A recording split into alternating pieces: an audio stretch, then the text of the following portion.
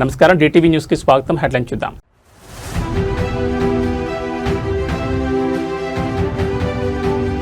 మానవత్వానికి నిదర్శనం బ్రెయిన్ ట్యూమర్ను జయించిన బాలిక కేటీఆర్ కు కృతజ్ఞతలు.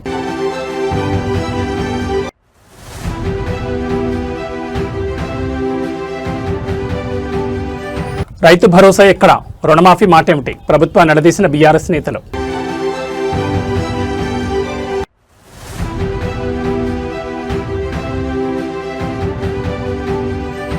ఏపీ విద్యా వ్యవస్థలో నూతన అధ్యాయం, సింగపూర్ పయనమైన 37 మంది ప్రభుత్వ ఉపాధ్యాయులు.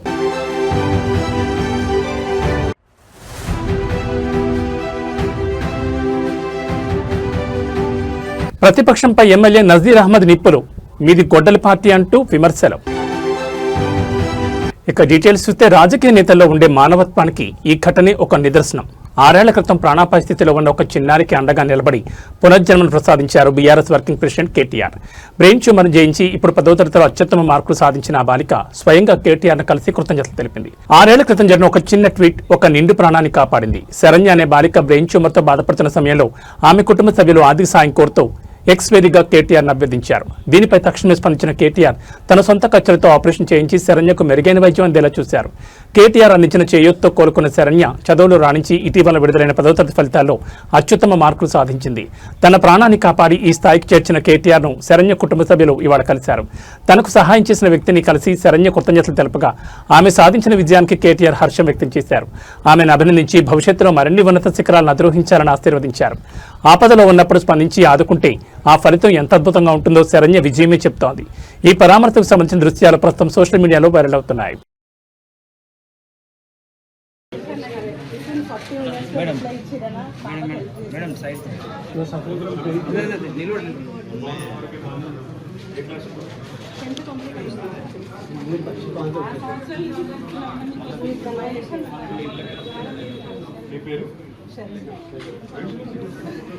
అన్న మహేష్ నిలబడి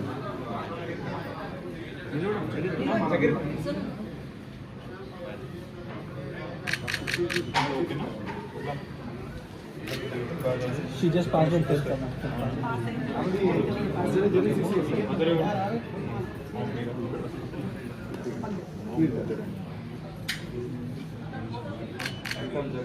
ఇంకా జర కొంచెం పక్కన తెలంగాణ భవన్లో బీఆర్ఎస్ నేతలు కీలక మీడియా సమావేశం నిర్వహించారు. రాష్ట్రంలో నెలకొన్న తాజా రాజకీయ పరిణామాలు, ప్రజా సమస్యలపై గులాబీ నేతలు రాష్ట్ర ప్రభుత్వంపై విమర్శలు గుప్పించారు. ప్రభుత్వ వైఫల్యాలను ఎండగట్టడంతో పాటు భవిష్యత్ కార్యాచరణను ప్రకటించారు. ఈ మీడియా సమావేశంలో బీఆర్ఎస్ ముఖ్య నేతలు పాల్గొని పలు సంచలన వ్యాఖ్యలు చేశారు. ఎన్నికల సమయంలో ఇచ్చిన హామీలను అమలు చేయడంలో కాంగ్రెస్ ప్రభుత్వం పూర్తిగా విఫలమైందని నేతలు మండిపడ్డారు. ప్రధానంగా రైతు భరోసా, రుణమాఫీ వంటి అంశాలపై స్పష్టత ఇవ్వాలని డిమాండ్ చేశారు. రాష్ట్రంలో శాంతి భద్రతలు క్షీణిస్తున్నాయని, రాజకీయ వేధింపులు పెరిగిపోతున్నాయని ఆరోపించారు. పార్టీ కార్యకర్తలపై అక్రమ కేసులు పెడితే చూస్తూ ఊరుకోమని హెచ్చరించారు. గత ప్రభుత్వం ప్రవేశపెట్టిన సంక్షేమ పథకాలు నిలిపివేయడం పట్ల ఆగ్రహం వ్యక్తం చేశారు. ప్రజాహితం కోసమే తమ పోరాటం కొనసాగుతుందని స్పష్టం చేశారు.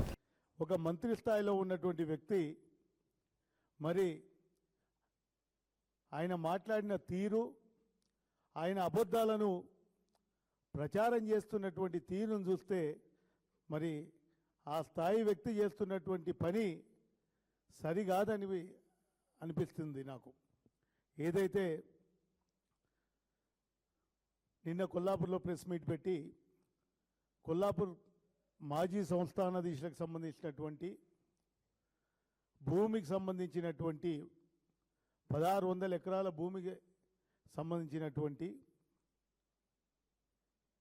విషయంలో ఆయన ఏదో ఆ భూమిని నేను కాపాడినా అని చెప్తూ తన గొప్పలు చెప్పుకునే ప్రయత్నం చేసినారు. ఏదైతే కొల్లాపూర్ సంస్థానానికి సంబంధించినటువంటి భూమి ఉందో ఆ భూమికి అవుతూ వాస్తవాలు తెలియకుండా అబద్ధాలను మాత్రమే ప్రచారం చేసుకొని తన రాజకీయ లబ్ధి కోసం కృష్ణారావు గారు పెట్టినటువంటి ఒక షోగా మాత్రమే మిగిలింది తప్పితే అది కొల్లాపూర్ నియోజకవర్గ ప్రజలకు కానీ ఎవరికి చేసినటువంటి మేలు ఏమీ లేదన్న విషయాన్ని కూడా ఈ సందర్భంగా చెప్తా ఉన్నాం. కాపాడింది బీఆర్ఎస్ పార్టీ, ఆనాడు ఉన్నటువంటి ప్రభుత్వం. మరి 2018 నుంచి 23 వరకు నేనే ఎమ్మెల్యే ఉన్నా. మరి అభ్యర్థులు పెట్టిన 2021లో మరి మా ప్రభుత్వాన్ని మేము నిజాయితీ పట్లం నీతి పట్లం కాబట్టే మేము ఆనాటి వెంటనే మా దృష్టికి వచ్చిన వెంటనే ఆపి దాన్ని నీవు ఉన్నప్పుడు వాళ్ళకి పాస్బుక్లు ఉండే మేము వాటిని ఏదైతే ఈ పాస్బుక్లు మిస్ అయినాయని చెప్పి ఆయన పెట్టుకున్న దాన్ని మేము ఒక వ్యక్తికి ల్యాండ్ సీలింగ్ యాక్ట్ ప్రకారం అంతా ఉండడానికి వీల్లేదు, ఇది తప్పు అని చెప్పి ఆనాడు ఉన్నటువంటి కలెక్టర్ గారికి ఆనాడు ఉన్న చీఫ్ సెక్రటరీ గారి దృష్టికి తీసుకుపోయి దీన్ని వెంటనే ఆపి ఇచ్చడం జరిగిందనే విషయాన్ని కూడా మరొకసారి గుర్తు చేస్తా ఉన్నాం. మా కనుక చిత్తశుద్ధి లేకపోతే చుట్టూ అడవి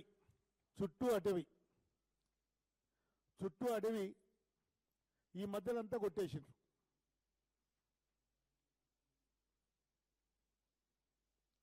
మరి దీని వెనుక ఉన్న ఎంత ధైర్యం ఉంటే టైగర్ రిజర్వ్ ఫారెస్ట్ లో పోయి వెనుక ఎవరి అండ చూసుకొని చెట్లు కొడతారు.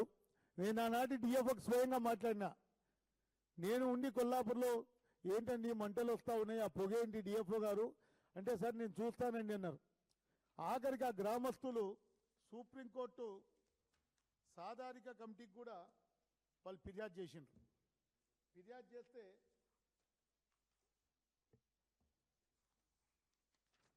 సుప్రీంకోర్టు సాధారిక కమిటీకి ఫిర్యాదు చేస్తే వాళ్ళు copy of representation 79/2025 submitted by organic farming and animal protection association Narkal and submitted in request to take comments and forest department. ఏం చర్యలు తీసుకున్నారు, ఎంతమంది మీద కేసులు పెట్టినరు, అడవిని కాల్చిన వాళ్ళ మీద ఏం చర్యలు తీసుకున్నారు, వాళ్ళని చేసిన వాళ్ళని కాపాడుతున్నది ఎవరు, నీవు కాదా అని చెప్పి అడుగుతా ఉన్నా. నీవు కుమ్మక్కై నువ్వు కాదా అని చెప్పి నేను 2-3 ఎకరాల భూమి ఆయన శిష్యుడు ఒక ప్రభుత్వ ఉద్యోగి ఆయన కబ్జాలో ఉన్నాడు, దాని మొదలు విడిపించు. అదేవిధంగా మా ప్రాంతంలో భక్తులందరికి సంబంధించినటువంటి నాయనపల్లి మైసమ్మ గుడి ఉంది. గుడికి ఎదురుగా మీరు పోయి చూడండి ఒక్కసారి, అందరు నేను తీసుకుపోతా, గుడి ఎదురుగానే ప్లాట్లు వేసి అమ్మే పరిస్థితి ఉంది. దానికి సంబంధించి అది గుడికి సంబంధించిన భూమి అని చెప్పి ఆ స్థానిక తహసీల్దార్ గారికి అందరికీ మొరబెట్టుకుంటే ఆ రిజిస్ట్రేషన్ ఆపినరు. మరి దాని వెనుక ఉన్నది నీ అనుచరులు కాదా? ఇట్లా చెప్పుకుంటూ పోతే చాంతాడంత లిస్ట్ ఉంది. కృష్ణారావు గారు, మీ బాధితులు చాలామంది మా దగ్గరకు వస్తారు, కానీ మేము నీలాగా సంస్కారం లేకుండా మాట్లాడమని కూడా చెప్తా ఉన్నాం. మా తండ్రి 30 సంవత్సరాలు కోర్టులో కొట్లాడి 1990 నుంచి 2024 వరకు కోర్టులో కొట్లాడి ఆయన ఆర్బిట్రేషన్ గెలిచి ఆయన చేసిన పనికి 30 ఏళ్ళు కొట్లాడి ఆయనకు కోర్టు తీర్పునిస్తే ఆ కోర్టు తీర్పును అభస్యం చేసి మాట్లాడతావా? నీకు న్యాయ వ్యవస్థ మీద ఇదే నా గౌరవం ఉండేది? నీకు న్యాయ వ్యవస్థ మీద గౌరవం లేదు, ఏం చూసుకో నీకు అహంకారం అని చెప్పి అడుగుతా ఉన్నా. ఖచ్చితంగా ఇంకొకసారి అడ్డదిడ్డంగా మాట్లాడితే మర్యాద ఉండదని కూడా నేను ఈ సందర్భంగా హెచ్చరిస్తా ఉన్నా. ఖచ్చితంగా ముందు డైవర్షన్ పాలిటిక్స్ బంద్ చేసి నీ కోట్లేసి గెలిపించిన నియోజకవర్గానికి 2.5 సంవత్సరాలు దాటిపోయింది, ఏం చేసినావు? మేము ఇచ్చినటువంటి రామన్న గట్టును పూర్తి చేసినావా? ఆంధ్రప్రదేశ్ విద్యా వ్యవస్థలో విప్లవాత్మక మార్పులకు కూటమి ప్రభుత్వం శ్రీకారం చుట్టింది. కేవలం విద్యార్థులనే కాకుండా వారికి విద్యాబుద్ధులు నేర్పే ఉపాధ్యాయులకు కూడా అంతర్జాతీయ స్థాయి బోధనా పద్ధతులపై అవగాహన కల్పించేందుకు సిద్ధమైంది. ఇందులో భాగంగా రాష్ట్ర వ్యాప్తంగా ఎంపిక చేసిన 37 మంది ఉత్తమ ఉపాధ్యాయులను విద్యాశాఖ సింగపూర్ పర్యటనకు పంపిస్తోంది. ప్రభుత్వ పాఠశాలలో విద్యా ప్రమాణాలను ప్రపంచ స్థాయికి తీసుకెళ్లాలన్న లక్ష్యంతో విద్యాశాఖ మంత్రి నారా లోకేష్ ఈ విదేశీ అధ్యయన యాత్రకు రూపకల్పన చేశారు. సింగపూర్లో నేషనల్ ఇన్స్టిట్యూట్ ఆఫ్ ఎడ్యుకేషన్లో ఈ బృందం శిక్షణ పొందనుంది. అక్కడ digital learning, smart class rooms, project ఆధారిత బోధన మరియు ఆధునిక మూల్యాంకన విధానాలను వీరు క్షుణ్ణంగా అధ్యయనం చేస్తారు. వారం రోజుల పాటు సాగే పర్యటనలో నేర్చుకున్న అత్యుత్తమ బోధనా పద్ధతులను మన రాష్ట్రంలోని ప్రభుత్వ పాఠశాలలో అమలు చేయడమే ఈ కార్యక్రమ ప్రధాన ఉద్దేశం. ఉపాధ్యాయులు అప్డేట్ అయితేనే తరగతి గదులు ట్రాన్స్ఫార్మ్ అవుతాయి అన్న నినాదంతో ప్రభుత్వం ఈ అడుగు వేసింది. సింగపూర్తో పాటు భవిష్యత్తులో ఫిన్లాండ్ వంటి దేశాలకు కూడా మరికొంతమంది ఉపాధ్యాయులను పంపే ఆలోచనలో ప్రభుత్వం ఉంది. ఈ నెల 4 నుంచి ప్రారంభం కానున్న ఈ శిక్షణ కార్యక్రమం కోసం ఎంపికైన ఉపాధ్యాయులు ఇప్పటికే విజయవాడకు చేరుకున్నారు. ఈ పర్యటన మన విద్యార్థుల భవిష్యత్తును మార్చడంలో కీలక పాత్ర పోషిస్తుందని విద్యాశాఖ అధికారులు ఆశాభావం వ్యక్తం చేస్తున్నారు.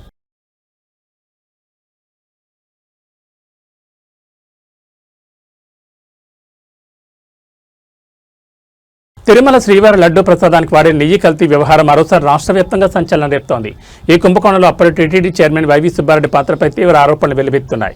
కల్తీ జరిగినట్లు స్పష్టమైన ఆధారాలున్నా దర్యాప్తు జరిపిన సిట్ ఆయనను నిందితుల జాబితాలో చేర్చకపోవడంపై పలు అనుమానాలు వ్యక్తమవుతున్నాయి. టీటీడీ నెయ్యి కొనుగోలు నిబంధనల సడలింపు నుంచి కల్తీ నివేదికలను తొక్కిపెట్టడం వరకు అన్నింట్లోనూ వైవీ సుబ్బారెడ్డి హస్తం ఉందనే వాదనలు వినిపిస్తున్నాయి. 2019లో అప్పటి ఈవో నెయ్యి కొనుగోలు నిబంధనలను కఠినతరం చేస్తే కేవలం 4 నెలలకే ప్రైవేట్ డైరీలకు మేలు చేసేలా వైవీ సుబ్బారెడ్డి ఆ నిబంధనలు సడలిస్తూ తీర్మానంపై సంతకం చేశారు. నెయ్యిలో కల్తీ జరిగిందని మైసూర్ సిఎఫ్టీఆర్ ల్యాబ్ నివేదిక ఇచ్చినా దానిని సుబ్బారెడ్డి తొక్కిపెట్టారనే ఆరోపణలు ఉన్నాయి. నివేదిక వచ్చిన తర్వాత కూడా బోలేబాబా డైరీ నుంచి 1,00,000 కిలోలకు పైగా నెయ్యి కొనుగోలు చేయడం వెనుక ఉన్న మర్మం ఏంటని భక్తులు ప్రశ్నిస్తున్నారు. సుబ్బారెడ్డికి అత్యంత సన్నిహితుడైన చిన్నప్పను అనే వ్యక్తి డైరీల నుంచి భారీగా లంచాలు డిమాండ్ చేశారని బోలేబాబా డైరీ డైరెక్టర్ ఫిర్యాదు చేసిన చైర్మన్ హోదాలో సుబ్బారెడ్డి దాన్ని పట్టించుకోలేదు. సుబ్బారెడ్డి దంపతుల బ్యాంక్ ఖాతాలను పరిశీలించాలని కోర్టును కోరిన సిట్ తీరా ఆ ఖాతాలను చూడకుండానే దర్యాప్తు ముగించడం విస్మయానికి గురిచేస్తోంది. కీలక సూత్రధారులను తప్పించేందుకు ఇలాంటి మొక్కుబడి దర్యాప్తు చేశారా అన్న అనుమానాలు వ్యక్తమవుతున్నాయి. తాజాగా విశ్రాంత ఐఏఎస్ అధికారి దినేష్ కుమార్ ఏకసభ్య కమిషన్ కూడా సుబ్బారెడ్డి బాధ్యతారహిత్యాన్ని ఎత్తి చూపింది. కోట్ల రూపాయల ఈ కుంభకోణంపై పూర్తి స్థాయిలో నిష్పాక్షిక దర్యాప్తు జరగాలని, అసలైన దోషులను శిక్షించాలని హిందూ ధార్మిక సంస్థలు డిమాండ్ చేస్తున్నాయి.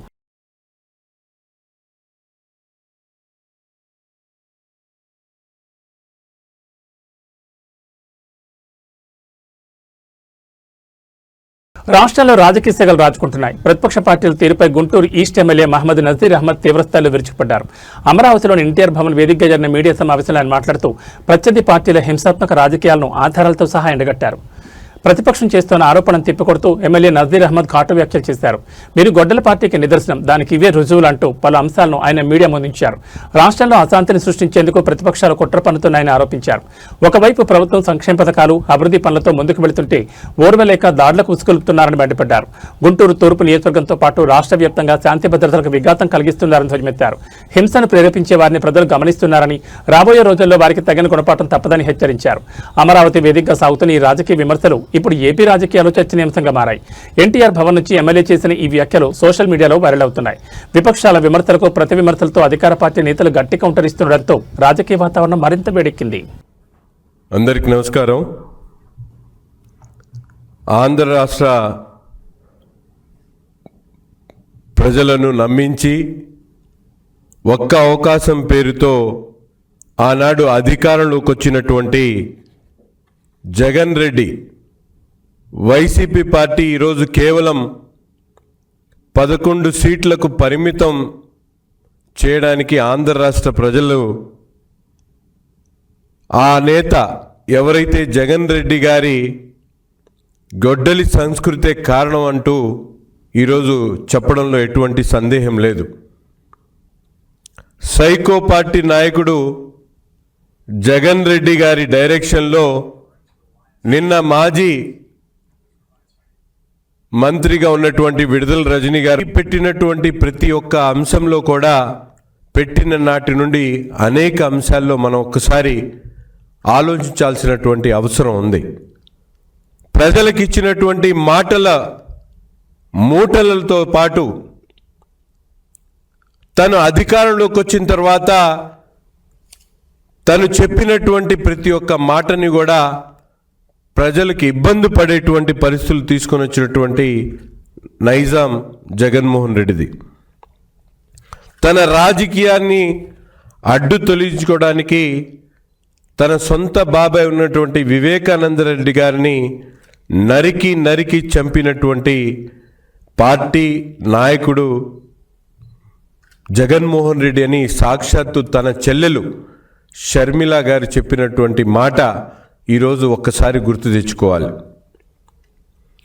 అక్రమ ఆస్తుల కోసం కడపలో పెద్ద దస్తగిరిని నరికి చంపినందుకు గొడ్డలి పార్టీ అనక ఏమనాలో ఒక్కసారి ప్రశ్నించినందుకు, పుంగనూరులో ఒక ప్రతాప్ను శవంగా మార్చినందుకు గొడ్డలి పార్టీ అని మేము చెప్తా ఉన్నాం. ఇటువంటి కిల్లింగ్ మైండ్ సెట్తో నిరంతరం కూడా అధికారంలో ఉన్నటువంటి 5 సంవత్సరాలు కాకుండా ఈరోజు కూడా ఫేక్ మీడియా ప్రచారంతో తన చేసినటువంటి తప్పుల్ని కప్పిపుచ్చుకునేటువంటి ప్రయత్నం చేస్తూ రప్పా అంటూ ఒక పార్టీకి సంబంధించినటువంటి నాయకుడిగా, మాజీ ముఖ్యమంత్రిగా తన హోదాను మర్చిపోయి ప్రజలను ఏ విధంగా ప్రజల ముందు మాట్లాడుతూ ఉన్నారో అటువంటి సంస్కృతి కోసమే మీ పార్టీని గొడ్డలి పార్టీ అని చెప్పి మేము చెప్తా ఉన్నాం. పల్నాడులో జాలయ్ యాదవ్ను చంపినందుకు గొడ్డలి పార్టీ అంటా ఉన్నాం. కావులిలో కరుణాకర్ పేదవాడిని నరకేటువంటి ప్రయత్నం చేసినటువంటి పార్టీని గొడ్డలి పార్టీ కాకుండా ఏం చెప్పాలో ఒక్కసారి ఈ సందర్భంగా కోరుతా ఉన్నాం. అంతేకాకుండా 3,000 పెన్షన్ ఇస్తామని చెప్పి ఎన్నికల్లో వాగ్దానాలు చేసి 5 సంవత్సరాల పాటు 250 పెంచుకుంటూ పేదల పొట్టకొట్టినందుకు గొడ్డలి పార్టీ అని కూడా ఈ సందర్భంగా తెలియజేస్తా ఉన్నాం. మైనారిటీల పిల్లలు విద్యా హక్కును కాపాడాల్సింది పోయి వాళ్లను పూర్తిగా విద్య అందించకుండా వాళ్ళందరినీ కూడా రోడ్డు మీద పడేసినందుకు గొడ్డలి పార్టీ అంటా ఉన్నాం. మైనారిటీల ఉద్యోగ అవకాశాలను పూర్తిగా తొంగలో తొక్కినందుకు ఆ గొడ్డలి పార్టీ అని కూడా ఈ సందర్భంగా మేము తెలియజేస్తా ఉన్నాం. ఇన్ని కుట్రలు కుతంత్రాలు చేస్తూ ఈరోజు అధికారం పోయిన తర్వాత కూడా తన బాబాయ్ హత్య కేసులో నిందితులుగా ఉన్నటువంటి 12 మందిని చంపినందుకు ఈరోజు రాష్ట్రంలోని చేనేత రంగానికి సంబంధించి కేంద్ర ప్రభుత్వ వైఖరిపై బీఆర్ఎస్ నేతలు మరోసారి నిప్పులు చెరిగారు. అవాస్తవాలతో విమర్శలు చేసే వారికి గౌటు కౌంటర్ ఇస్తూ అభివృద్ధి విషయంలో తమ ప్రభుత్వం చేసిన కృషిని గణాంకాలతో సహా వివరించారు. ముఖ్యంగా కాకతీయ మెగా టెక్స్టైల్ పార్క్ విషయంలో జరుగుతున్న ప్రచారాన్ని తిప్పుకొట్టారు. సోషల్ మీడియా వేదికగా సాగుతున్న విమర్శలపై బీఆర్ఎస్ నేతలు తీవ్రంగా స్పందించారు. చేనేత వస్త్రాలపై కేంద్రం 5% జీఎస్టీ విధించడం నేతన్నల నడ్డివిరచమేనని, దీనిపై తాము మొదటి నుండి గళమెత్తూనే ఉన్నామని గుర్తు చేశారు. చేనేత కార్మికులపై అదనపు భారం మోపిన వారు అభివృద్ధి గురించి మాట్లాడడం విడ్డూరమని విమర్శించారు. కాకతీయ మెగా టెక్స్టైల్ పార్క్ విషయంలో బీఆర్ఎస్ హయాంలో జరిగిన అభివృద్ధి కళ్ల ముందే ఉందన్నారు. పీఎం మిత్ర పథకం కింద నిధులు కోరకముందే యంగోన్, కిటెక్స్ వంటి అంతర్జాతీయ కంపెనీలు బీఆర్ఎస్ హయాంలోనే కార్యకలాపాలు ప్రారంభించాయని స్పష్టం చేశారు. స్వయంగా కిటెక్స్ సీఈఓ జాకబ్ సాబ్ బీఆర్ఎస్ ప్రభుత్వం అందించిన ప్రోత్సాహం గురించి గతంలో చేసిన వ్యాఖ్యలను నేతలు ఉదాహరించారు. కేంద్ర పథకం ప్రవేశపెట్టినప్పుడు రాష్ట్రానికి రావాల్సిన వాటాను తాము హక్కుగా అడిగామని పేర్కొన్నారు. తమ నాయకుడిపై అసత్య ఆరోపణ చేస్తూ చెత్తవాగుడు వాగితే ఊరుకునే ప్రసక్తే లేదని, ఎదుటివారు ఏ భాషలో మాట్లాడితే అదే భాషలో జవాబిస్తామని తీవ్రంగా హెచ్చరించారు. Here they harassed me in 1 month, toll rates in my factory. So I got invitation from various part of India. Most of the chief ministers, chief secretaries, industries ministers called me. But I got a call one day from the minister here, your minister. He said, I want to invite you to Telangana. I said, okay, fine. So I said, due to COVID, I cannot travel now. So he said, don't worry. I will send you a private jet. I said, are you sure? Are you joking? He said, I'm serious. You tell me, 24 hours, the flight will be there. He did it. And finally, 21 August 9th, we landed, 8 people landed in a private jet in Telangana airport. We are taken to the Kakatiya Mega Textile Park by helicopter. We visited, came back. I never expected in my life such a treatment like, what he did to me. Without even consulting. Telangana రాజకీయాల్లో కల్వకుంట్ల కవిత స్థాపించిన తెలంగాణ రక్షణ సేన పార్టీపై Praja Shanti party అధ్యక్షుడు KA Paul తనదైన శైలిలో స్పందించారు. ఈ పార్టీ మనుగడపై ఆయన సంచలన వ్యాఖ్యలు చేశారు. కేవలం కుటుంబ కలహాల వల్లే ఈ కొత్త పార్టీ పుట్టుకొచ్చిందని విమర్శిస్తూ ప్రజలను హెచ్చరించారు. కవిత కొత్త పార్టీ ప్రకటనపై స్పందించిన కేఏ పాల్ ఇందులో ఎలాంటి ప్రజా ప్రయోజనం లేదని కొట్టిపారేశారు. తన తండ్రి కేసీఆర్, అన్న కేటీఆర్తో వచ్చిన విభేదాల వల్లే కవిత సొంత కుప్పటి పెట్టుకున్నారని పాల్ ఆరోపించారు. కేవలం పంతం కోసమే తప్ప ప్రజల కోసం ఈ పార్టీ పెట్టలేదని ఎద్దేవా చేశారు. గతంలో మెగాస్టార్ చిరంజీవి, వైఎస్ షర్మిల వంటి వారు కూడా పార్టీలు స్థాపించి నిలదొక్కుకోలేకపోయారని, ఇప్పుడు కవిత పార్టీ కూడా అదే గతపడుతుందని జోస్యం చెప్పారు. ఇలాంటి నిలకడలేని నేతలను నమ్మి ప్రజలు మళ్లీ మోసపోవద్దని పాల్ పిలుపునిచ్చారు. ప్రత్యామ్నాయం కోసం చూసేవారు తన పార్టీని ఆదరించాలని కోరారు. బీఆర్ఎస్ నుంచి బయటకొచ్చి కవిత పార్టీ పెట్టడం ఒక ఎత్తైతే ఆమె మనుగడ కష్టమని పాల్ చేసిన వ్యాఖ్యలు ఇప్పుడు సోషల్ మీడియాలో చర్చనీయాంశంగా మారాయి. పాల్ వ్యాఖ్యలపై టీఆర్ఎస్ శ్రేణులు ఎలా స్పందిస్తాయో చూడాలి. మరి కేసీఆర్ గారి కూతురు కవిత కొత్త పార్టీ పెట్టిందట. నేనేమో అమెరికాలో చాలా బిజీగా ఉన్నాను. ఇరాన్ యుద్ధం ఆపకపోతే 850 కోట్ల ప్రజలు నష్టపోతారు 200 దేశాల్లోని. రాత్రి పగలు ట్రంప్ గారితో, స్పీకర్ మైక్ జాన్సన్స్తో, లీడర్స్ అందరితో చర్చలు జరిపిస్తున్నాను. ఈ లోపున మన తెలుగు రాష్ట్రాలను సర్వనాశనం చేయడానికి అనేక మంది ఇంతకుముందు ఎలా పార్టీలు పెట్టారో అలాగే తెలంగాణను సర్వనాశనం చేయడానికి కవిత ఇంకొక పార్టీ పెట్టింది. ఎవరు పెట్టించారు, ఎందుకు పెట్టించారు అవన్నీ మీకు తెలుసు. అందుకే 1000 మంది ఎక్స్ఎమ్మెల్యేలు, ఎక్స్ఎంపీలు, ఎక్స్ మినిస్టర్లు ఒక్కరు కూడా జాయిన్ అవ్వలేదు. కేవలం తండ్రితో ఉన్న గొడవ. అప్పుడే చెప్పారు కేసీఆర్ గారు 2008లోనే. కవిత నా చారిటీ సిటీకి వచ్చినప్పుడు, సార్ మీరు 10 కోట్లు అడిగితే 15 కోట్లు ఇస్తానన్నా. కవిత అడుగుతుంది ఎంత ఇమ్మంటారంటే, కవిత నమ్మొద్దు, ఏమీ డబ్బులు ఇవ్వద్దు అని. కేవలం అన్నతో ఉన్న గొడవలతో తండ్రి సెటిల్ చేయకపోతే లక్షల కోట్లు ఆస్తి కొరకు, ఎందుకంటే కేసీఆర్ గారు తెలంగాణ ఏర్పడినప్పుడు 1,40,000 కోట్లు మిగిలింది. ఆయన 10 సంవత్సరాలు వెళ్ళినప్పుడు 25 లక్షల కోట్లు దాదాపు బడ్జెట్. ఆ తర్వాత 8 లక్షల కోట్లు అప్పు. అంటే 33 ప్లస్ దాదాపు 35 లక్షల కోట్లు. ఎన్ని లక్షల కోట్లు మిగిలింది? తనకి ఎన్ని లక్షల కోట్లు ఇవ్వాలి? నాకెందుకు సీఎం పోస్ట్ ఇవ్వరు, నా దగ్గర 1000 కోట్లు ఉన్నాయి, నేను ఖర్చు పెడతాను అని ఇప్పుడు కోట్ల రూపాయలు ఖర్చు పెట్టి ఫ్రంట్ పేజీలో న్యూస్లో వేయించుకొని మన బీసీ, అంటే నేను బీసీగా మాట్లాడుతున్నాను, మన కాపులు, నేను కాపుగా మాట్లాడుతున్నాను, ఎస్సీ మన ఎస్సీ, ఎందుకంటే నేను ఎస్సీ దళితుల అమ్మాయిని పెళ్లి చేసుకున్నాను కనుక కులాలకు, మతాలకు, ప్రాంతాలకు అతీతంగా నేను సేవ చేశాను. కాబట్టి మనల్ని మోసం చేయడానికి మరలా కవితని దించారు. 80 సంవత్సరాలు మన బీసీల్లో ఒక్కడు ముఖ్యమంత్రి అయ్యాడా? 60% ఉన్నాం. మన కాపుల్లో ఒక్కడిని ముఖ్యమంత్రి చేశారా? 27% ఉన్నాం. మన దళితులు కానీ, ఎస్టీలు కానీ, ముస్లింలు కానీ, క్రిస్టియన్స్ని కానీ ఒక్కరిని 5 సంవత్సరాలు ముఖ్యమంత్రి చేశారా? ఇప్పుడున్న పార్టీలు 12 మంది రెడ్లు అయ్యారే. 3% ఉన్న వాళ్ళు 3 అయ్యారే. మనల్ని అవ్వనెవరు? వాళ్ళదే దోచుకోవడం, దాచుకోవడం, ఖర్చు పెట్టడం. అందుకే కవిత 1000 కోట్లు దోచుకున్నది, 1000 కోట్లు దాచుకున్నది, లక్షల కోట్లు సంపాదించడానికి తండ్రితో ఫైట్ చేసి, శర్మిల ఏ విధంగా అన్నతో జగన్తో ఫైట్ చేసి, అప్పుడే చెప్పాను శర్మిల పార్టీ ఫైట్ కొరకే, సక్సెస్ అవ్వదు, క్లోజ్ అయిపోద్ది. పవన్ కళ్యాణ్ టీడీపీ బీజేపీలో కలిసిపోతాడు. చిరంజీవి కంప్లీట్గా కాంగ్రెస్ పెట్టిన పార్టీ కాంగ్రెస్లో విలీనం అవుతాడని 2008లో నేను చెప్పలేదా? 2011లో ఆయన విలీనం అయిపోలేదా ఎంపీ తీసుకొని? ఇంకెన్నిసార్లు మోసపోతారు? మంచి వారికి అవకాశం ఇవ్వలేదా కోదండరాం లాంటి వాళ్ళకి? కనుక ఈ పవన్ అన్న ప్లీజ్ కాపాడండి అన్న, నన్ను చంపేస్తారన్న అంటూ మస్కట్ దేశం నుంచి ఒక ఆడబిడ్డ రోధిస్తున్న దృశ్యాలు ఇప్పుడు ప్రతి ఒక్కరిని కలిచివేస్తున్నాయి.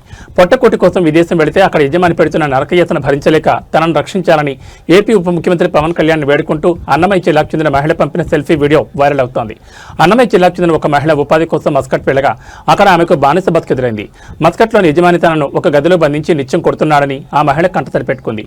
కనీసం తినడానికి అన్నం, తాగడానికి నీళ్లు కూడా ఇవ్వకుండా నరకం చూపిస్తున్నాడని ఆవేదన వ్యక్తం చేసింది.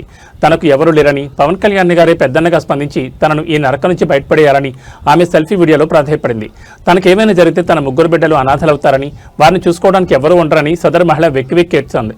ప్రస్తుతం ఈ వీడియో సోషల్ మీడియాలో విపరీతంగా షేర్ అవుతోంది. ప్రభుత్వం స్పందించి విదేశీ వ్యవహారాల శాఖతో మాట్లాడి ఆమెను సురక్షితంగా స్వదేశానికి తీసుకురావాలని బాధితుల కుటుంబ సభ్యులు మరియు గ్రామస్తులు కోరుతున్నారు. నన్ను కాపాడండి. నా పేరు షానాజ్, మాది ఊరు వైపాడు, లొకేషన్ నన్ను కాపాడండి. పవన్ కళ్యాణ్ అన్న నన్ను కాపాడండి అన్న, మీ కాలు కొట్టుకుంటాను. వీడు రోజు కొట్టే పని, కొట్టి పెడతానని భయపడి బాత్రూంలోకి వచ్చి వీడియో చేసి పెడతానన్నా. నన్ను కాపాడండి అన్న, మీ కాలు పట్టుకుంటాను, చంపేసినట్టుకుంటాడు. ప్లీజ్ అన్న, పవన్ కళ్యాణ్ అన్న కాపాడండి. నేను ఇట్లా మస్కట్లోకి వచ్చి ఇరుక్కునేసినానన్నా, నన్ను కాపాడండి అన్నా. ఇంకొంచెంసేపు వస్తే సెన్ను కూడా పెరుక్కునేసి బాగా వాతుతా అన్నాడు. అన్నం నీళ్ళు లేదన్నా, ఒక రూమ్లో బంధించేసినాడన్నా. బాత్రూంలోకి వచ్చి వీడియో తీసి పెడతానన్నా, మీ కాలు పట్టుకుంటాను, నన్ను కాపాడండి అన్నా. నాకు 3 బిడ్డలు ఉన్నారన్నా, నాకెవరు లేరన్నా పట్టించుకునేదానికి. మీ కాలు పట్టుకుంటానన్నా, నన్ను కాపాడండి. నా బిడ్డల దగ్గరికి నన్ను చేర్చండి అన్నా. ప్లీజ్ అన్నా, నాకు భయం ఎత్తుకుంటాను, మీ కాలు పట్టుకుంటాను. నాకు ఫిట్స్ కూడా వస్తానన్నా వీడు కొట్టే దెబ్బలకి. మీ కాలు పట్టుకుంటాను, నన్ను కాపాడండి అన్నా. లేకపోతే నేను చచ్చిపోయినట్టుకున్నానన్నా. నాకు 3 బిడ్డలు ఉన్నారు, ప్లీజ్ అన్నా. కరీంనగర్ నగరం ఒక్కసారిగా తుపాకీ శబ్దాలతో దద్దరిల్లింది. నడి రోడ్డుపై ఉన్న ప్రముఖ జ్యువెలరీ షాప్లో దుండగులు తెగబడ్డారు. సినిమా ఫక్కీలు తుపాకీలతో చొరబడి అడ్డు వచ్చిన వారిపై కాల్పులు జరిపి భారీ దోపిడీకి పాల్పడ్డారు. ఈ ఘటనతో జిల్లా వ్యాప్తంగా హై అలర్ట్ ప్రకటించారు పోలీసులు. కరీంనగర్ జ్యోతినగర్లోని పీఎంజే జ్యువెలరీ షాప్ లక్ష్యంగా ఈ దోపిడీ జరిగింది. 5 సభ్యులతో కూడిన ముఠా ముఖాలకు మాస్కులు ధరించి ఆయుధాలతో షాపులోకి ప్రవేశించారు. లోపలికి రాగానే సిబ్బందిని బెదిరించి తమ అధీనంలోకి తీసుకున్నారు. దోపిడీని అడ్డుకునేందుకు ప్రయత్నించిన 3 సిబ్బందిపై దుండగులు ఏమాత్రం కనికరం లేకుండా కాల్పులు జరిపారు. బుల్లెట్ గాయాలైన సిబ్బంది రక్తపు మడుగులో కుప్పకూలారు. కాల్పుల అనంతరం షాపులో ఉన్న కిలోల కొద్దీ బంగారం, ఆభరణాలు మరియు విలువైన వజ్రాలను బ్యాగులో నింపుకుని దుండగులు పరారయ్యారు. దోపిడీ చేసిన సొత్తు విలువ కోట్లలో ఉంటుందని అంచనా వేస్తున్నారు. సమాచారం అందుకున్న వెంటనే కమిషనర్ సహా ఉన్నతాధికారులు ఘటనా స్థలానికి చేరుకున్నారు. క్షతగాత్రులను తక్షణమే ఆసుపత్రికి తరలించారు. నగరం బయటకు వెళ్తే అన్ని దారులు మూసివేసి నాకాబందీ చేపట్టారు.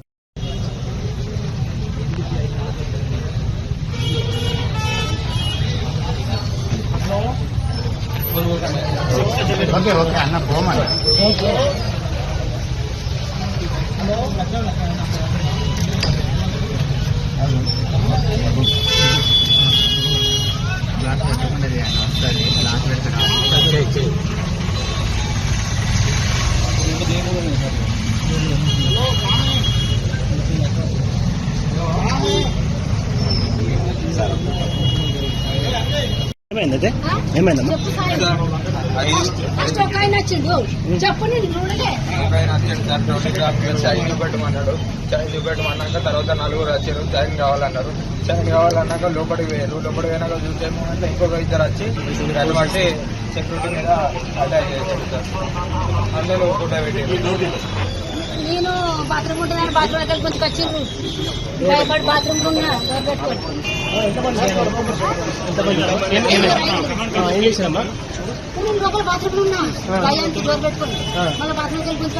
యాదాద్రి భువనగిరి జిల్లా ఆలేరులో నిర్వహించిన ప్రజాపాలన కార్యక్రమం రణరంగంగా మారింది. స్వపక్ష ఎమ్మెల్సీ తీన్మార్ మల్లన్నపై కాంగ్రెస్ కార్యకర్తలు దాడికి ప్రయత్నించడం కలకలం రేపింది.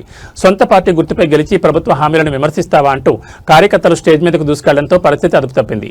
ప్రజా సమస్యలను విన్నవించుకునేందుకు ఏర్పాటు చేసిన వేదికపై రాజకీయ ముదిరి పాకాన పడింది. ఈ కార్యక్రమంలో పాల్గొన్న ఎమ్మెల్సీ తీన్మార్ మల్లన్న ప్రసంగిస్తూ కాంగ్రెస్ ప్రభుత్వం ఇచ్చిన హామీలను సరిగ్గా అమలు చేయడం లేదని విమర్శలు గుప్పించారు. మల్లన్న వ్యాఖ్యలతో ఒక్కసారిగా ఆగ్రహానికి గురైన కాంగ్రెస్ కార్యకర్తలు మా గుర్తు మీద గెలిచి మా ప్రభుత్వాన్ని విమర్శిస్తావా అంటూ నినాదాలు చేస్తూ స్టేజ్ పైకి దూసుకెళ్లారు.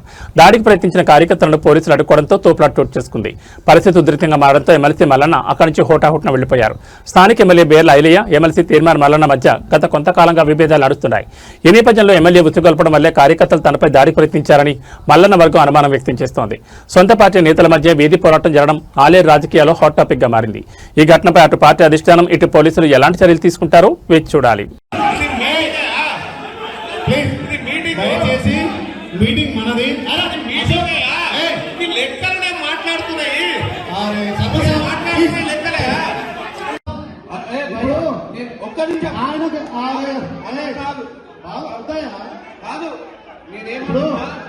ఈ ప్రోగ్రాం మనది, ప్రభుత్వాన్ని. మీరు దయచేసి ఆయన మాట్లాడనివ్వండి. ఆయన మన సలహాలు సూచనలు ఇస్తాడు. అశోక్ ఇదే తీసుకోండి, ఆయన తీసుకోండి ప్లీజ్. మాట్లాడినయ్యా, మాట్లాడదాం, మనం సమాధానం చెప్తాము. ప్లీజ్ దయచేసి మన సమావేశము ఇప్పుడు ఒక్క నిమిషం దయచేసి ఎమ్మెల్సీ ఒక్క నిమిషం ఆగే మల్లన్న, ఆగే. మన మల్లన్న గారికి ఆయన రానే చెప్తుండు, వచ్చి మర్చిపోతున్నాడు. అంటే 20% రాలేదు, 80% అని ఆయన మాట్లాడుతున్నాడు.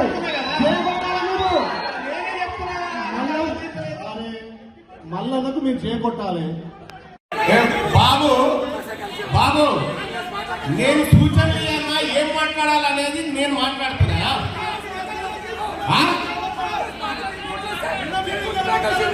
ఇది టీఆర్ఎస్ పార్టీ కార్యక్రమం, కాంగ్రెస్ పార్టీ కార్యక్రమం కాదా? కనీస అవగాహన లేకపోతే ప్రభుత్వ కార్యక్రమం. మహబూబాబాద్ జిల్లాలో గ్యాస్ సిలిండర్ల కొరత తీవ్ర రూపం దాల్చింది. ఒకవైపు వేసవి ఎండలు, మరోవైపు వంట గ్యాస్ అందక సామాన్యులు అల్లాడిపోతున్నారు. నర్సింహులపేట మండలంలో గ్యాస్ కోసం వినియోగదారులు పడుతున్న అవస్థలు వర్ణాతీతంగా మారాయి. రోజుల తరబడి నిరీక్షిస్తున్న సిలిండర్లు అందకపోవడంతో ఆగ్రహించిన జనం జాతీయ రహదారిపై ధర్నాకు దిగారు. గ్యాస్ సిలిండర్ల పంపిణీలో జరుగుతున్న జాప్యం వినియోగదారుల సహనాన్ని పరీక్షిస్తోంది. సిలిండర్ కోసం నర్సింహులపేట మండల కేంద్రంలోని గ్యాస్ ఏజెన్సీ వద్ద వినియోగదారులు అర్ధరాత్రి నుంచే క్యూ కడుతున్నారు. తెల్లవారుజామున కూడా తమ వంతు వస్తుందో రాదో అన్న భయంతో ఏజెన్సీ ఎదుటే పక్కలు వేసుకుని నిద్రపోతున్న పరిస్థితి నెలకొంది. గ్యాస్ బుక్ చేసి ఎన్నో రోజులు గడుస్తున్నా డెలివరీ ఇవ్వడం లేదని, అడిగితే ఏజెన్సీ నిర్వాహకులు పొంతనలేని సమాధానాలు చెప్తున్నారని బాధితులు ఆరోపిస్తున్నారు. ఏజెన్సీ తీరుపై మండిపడ్డ వినియోగదారులు ఖాళీ సిలిండర్లను జాతీయ రహదారిపై ఉంచి నిరసన చేపట్టారు. దీంతో అటు ఖమ్మం ఇటు మహబూబాబాద్ వైపు వెళ్లే వాహనాలు కిలోమీటర్ల మేర నిలిచిపోయాయి. అధికారులు వెంటనే జోక్యం చేసుకుని గ్యాస్ కొరతను తీర్చాలని, బుక్ చేసిన వారందరికీ తక్షణమే సిలిండర్లు సరఫరా చేయాలని డిమాండ్ చేస్తున్నారు. సమాచారం అందుకున్న పోలీసులు మరియు రెవెన్యూ అధికారులు ఘటనా స్థలాలను చేరుకుని వినియోగదారులతో చర్చలు జరుపుతున్నారు. గ్యాస్ సరఫరాను పునరుద్ధరిస్తామని హామీ ఇవ్వడంతో ఆందోళనకారులు శాంతించే ప్రయత్నం చేస్తున్నారు. మరి ఏజెన్సీ నిర్వాహకులపై అధికారులు ఎలాంటి చర్యలు తీసుకుంటారో వేచి చూడాలి.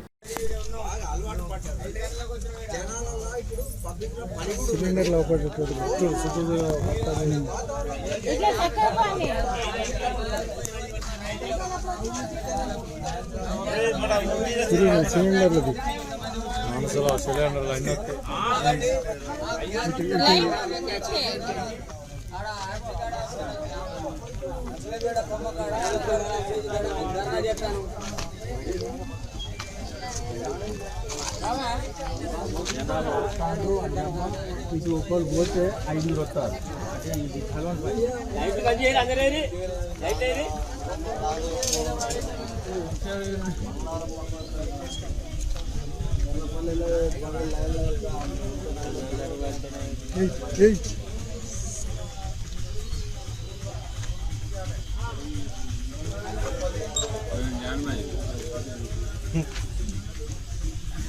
కలెక్టర్కి పెడతాను వాట్సాప్.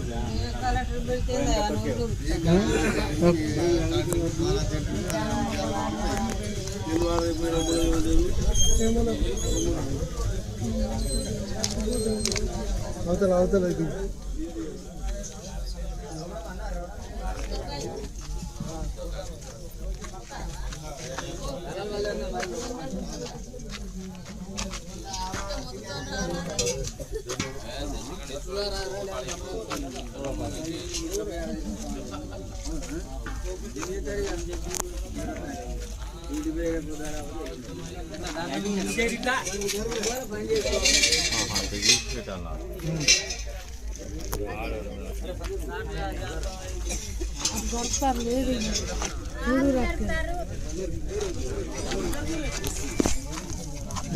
జరగ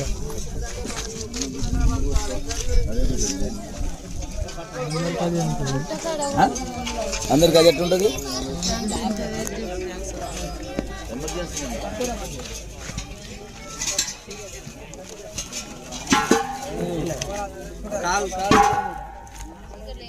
మాట్లాడకుండా చెప్పుర్రా బాబు, మాకు ఇక్కడ గ్యాస్ దొరకలేదు. 5 గంటలకు వచ్చును, సాయంత్రం 5 గంటలకు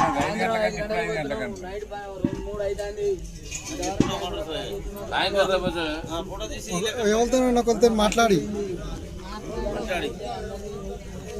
బంగారం సామాన్యుడికి కేవలం ఆభరణం మాత్రమే కాదు, ఆపదలో ఆదుకునే అతిపెద్ద ఆస్తి. అయితే మారుతున్న భౌగోళిక రాజకీయ పరిస్థితులు, రికార్డు స్థాయికి చేరుతున్న ధరల నేపథ్యంలో భారతీయుల కొనుగోలు దృక్పథం మారుతోంది. ఇప్పుడు ప్రజల ఆభరణాల కంటే పెట్టుబడి రూపంలో బంగారం వైపు ఎక్కువగా మొగ్గు చూపుతున్నారు. తాజాగా KRH రేటింగ్స్ విడుదల చేసిన నివేదిక ఆసక్తికర విషయాలు వెల్లడించింది. ఇప్పుడు ప్రపంచవ్యాప్తంగా నెలకొన్న అనిశ్చితి మధ్య పసిడి పెట్టుబడులు సరికొత్త రికార్డులను సృష్టిస్తున్నాయి. గతంలో మన దేశంలో బంగారం కొనుగోలులో పెట్టుబడుల వాటా 30% ఉండగా 2025 నాటికి అది ఏకంగా 40% పెరిగింది. మిగిలిన 60 నుండి 70% మాత్రమే ఆభరణాల రంగానికి వెళ్తోంది. ప్రజలు ఇప్పుడు కేవలం ఫిజికల్ గోల్డ్ మాత్రమే కాకుండా డిజిటల్ పద్ధతిలో పెట్టుబడులు పెడుతున్నారు. ముఖ్యంగా పసిడి ETFల ద్వారా ఏకంగా 37.5 టన్నుల బంగారానికి సరిపడా పెట్టుబడులు వచ్చాయి. ఇది గత 10 ఏళ్ల మొత్తం పెట్టుబడి కంటే కూడా ఎక్కువ కావడం విశేషం. ధరలు ఆకాశాన్ని తాకడంతో వినియోగదారులు తమ కొనుగోలు పద్ధతిని మార్చుకున్నారు. బరువైన ఆభరణాల కంటే తేలికపాటి తక్కువ క్యారెట్ల నగలకు ప్రాధాన్యత ఇస్తున్నారు. దీంతో పరిమాణం పరంగా అమ్మకాలు 15% తగ్గినప్పటికీ విలువ పరంగా మాత్రం ఆభరణాల గిరాకీ 10% పెరిగి 4.8 లక్షల కోట్లకు చేరింది. 2026లో కూడా బంగారం ధరలు అధిక శ్రేణిలోనే కొనసాగే అవకాశం ఉందని KRH డైరెక్టర్ అఖిల్ గోయల్ విశ్లేషించారు. 2026-27 ఆర్థిక సంవత్సరంలోనూ పెట్టుబడుల గిరాకీ 35 నుండి 40% వరకు కొనసాగవచ్చని ఈ నివేదిక అంచనా వేస్తోంది. పసిడి ధరలు ఎంత పెరిగినా భారతీయులకు దానిపై ఉన్న నమ్మకం మాత్రం ఇంచు కూడా తగ్గలేదని ఈ నివేదిక స్పష్టం చేస్తోంది.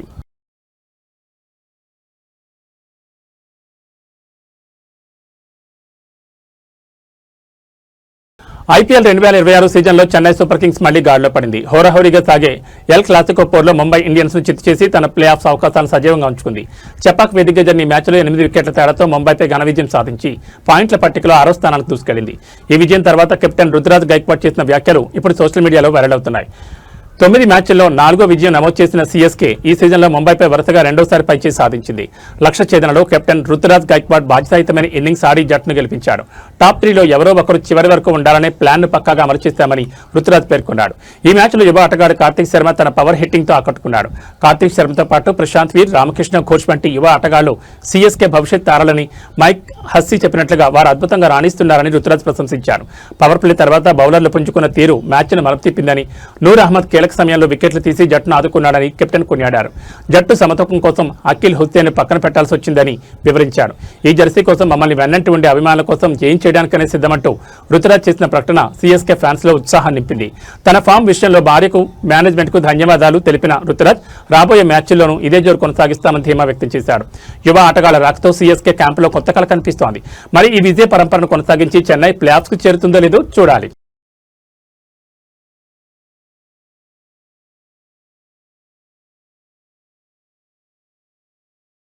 ప్రపంచ చలనచిత్ర రంగంలో అత్యంత ప్రతిష్టాత్మకమైన ఆస్కార్ అవార్డుల నిబంధనలో కీలక మార్పులు చోటు చేసుకున్నాయి. 2027 అకాడమీ పురస్కారాల కోసం సరికొత్త గైడ్లైన్స్ ను అకాడమీ ప్రకటించింది.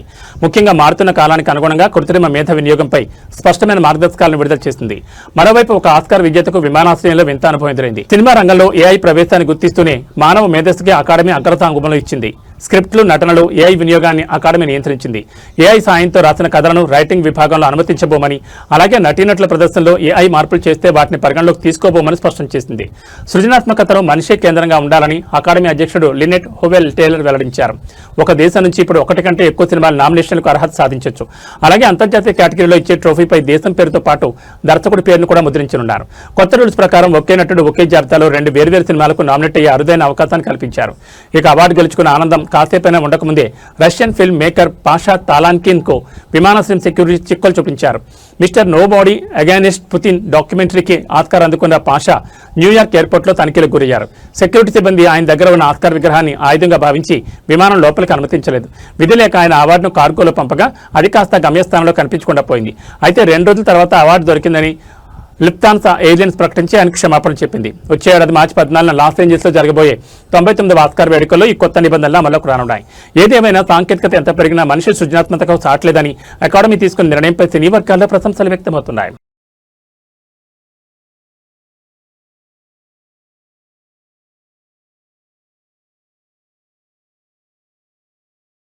ఏవీ బులెటిన్ విశేషాలు. నమస్కారం.